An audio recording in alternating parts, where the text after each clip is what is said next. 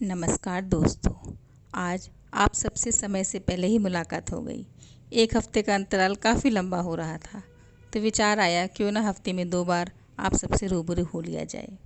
अब हम सब हफ्ते में 2 बार मिलेंगे, एक अनोखी और नई कहानी के साथ। तो दोस्तों, चलिए शुरू करते हैं आज की कहानी, जिसमें एक निर्जीव वस्तु को बखूबी निकालने का मैंने भरसक प्रयास किया है।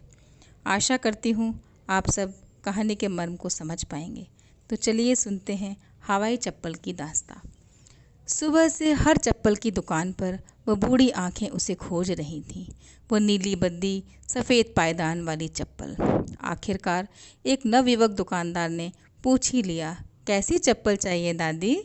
उस बूढ़ी अम्मा के मुंह से झट से निकल पड़ा, हवाई चप्पल बेटा। वह दुकानदार जोर से ठहाके लगाकर व्यंग्यात्मक हंसी हंसते हुए बोला, दादी, हवाई तो जहाज होता है, चप्पल कब से होने लगी? उस बूढ़ी अम्मा ने लंबी सांस खींचते हुए बड़े सहज भाव से कहा, हाँ बेटा, सच कहा तुमने। तुम आजकल के बच्चे क्या जानो उस हवाई चप्पल के बारे में।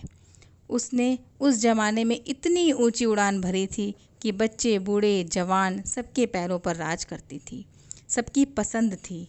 बहुत सरल, देखने में बहुत साधारण, कोई चमक धमक नहीं। सबके लिए एक रूप धरा था उसने। चाहे स्त्री हो, पुरुष, बच्चे, बूढ़े, जवान, वो नीली बद्दी सफ़ेद पायदान। आज तक पुरानी पीढ़ी उसे बहुत सराहती है। कैसा भी मौसम हो, एक सा व्यवहार, उसने कभी रंग ढंग नहीं बदले। न बरसात में फिसलती, न गर्मी में चटकती, न सर्दी में सिकुड़ती। बेटा, अमीर गरीब सबके लिए एक समान थी। और उस जमाने में शायद ही कोई घर होगा जहाँ हवाई चप्पल ना हो। पैसे से पैसे वाले, निर्धन से निर्धन उसे पहन सकता था, क्योंकि नाम उसका जरूर हवाई था, पर बेटा कीमतें बिल्कुल ज़मीनी थीं।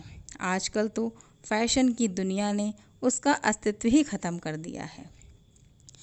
कोई बात नहीं बेटा, तुम अपना व्यापार संभालो, मैं आगे कहीं देखती हूँ।